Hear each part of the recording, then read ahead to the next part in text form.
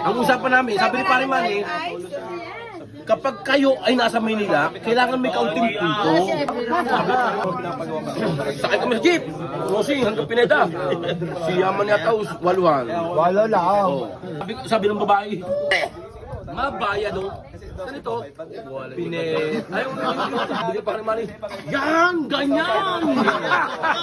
Bayaw, sabi. Maaari akong bayad. Sabi, maaari akong bayad namin. Sabi ni Pare Manny, sinasabi ko na kapag nasa sa Maynila, mamumunto. Ay, di may nagbayad na babae ngayon. Puntong Batangan nyo na si Pare Cesar. May nagbayad na babae. Mabayad daw. Yan!